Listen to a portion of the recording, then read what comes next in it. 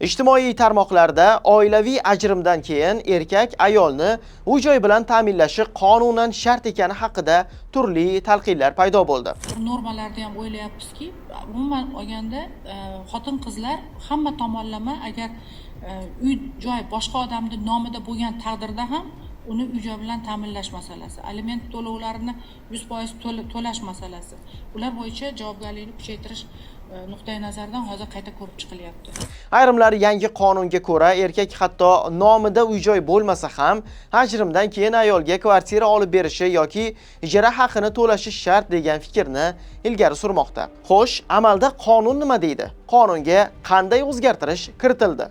2025-yil 24-yanvarda Oliy Majlis Qonunchilik palatasi tomonidan qabul qilingan, 21-fevralda Senat ma'qullagan va 9-aprelda Prezident tomonidan imzolangan qonun bilan O'zbekiston Respublikasining Uy-joy kodeksiga qo'shimcha kiritildi. U oila va xotin-qizlarni qo'llab-quvvatlash tizimini takomillashtirishga qaratilgan.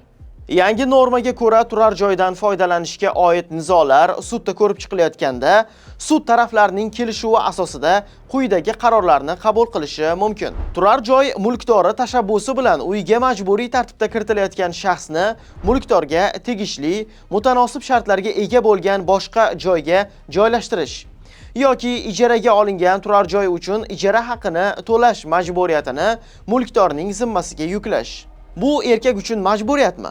Qonunning mazmunidan kelib chiqib aytish mumkinki, ijtimoiy tarmoqlarda tarqalgan erkak ajrashgandan keyin ayolga albatta uy olib berishi shart degan da'vo to'liq haqiqatga to'g'ri kelmaydi. Chunki bu norma barcha holatlarda avtomatik qo'llanilmaydi. Qaror sud tomonidan har bir ish bo'yicha alohida qabul qilinadi va taraflarning kelishuvi mavjud bo'lishi shart. Ya'ni er-xotin yashagan uy erning nomida bo'lmasa yoki ajrimdan keyin ayol va bolalar uy-joy masalasida qiynalsa, kelishuv asosida sud uy egasi zimmasiga boshqa munosib uy-joy ta'minlash yoki ijara pulini to'lab berish majburiyatini yuklashi mumkin.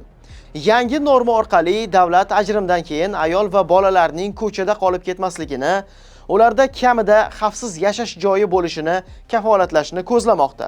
Bu ayniqsa uy-joy ayol nomida bo'lmagan holatlarda ijtimoiy himoyani kuchaytirishga qaratilgan. Xulosa qilib aytganda, qonun erkakni ajrimdan keyin ayolga uy-joy bilan ta'minlashga shartsiz majbur qilmaydi.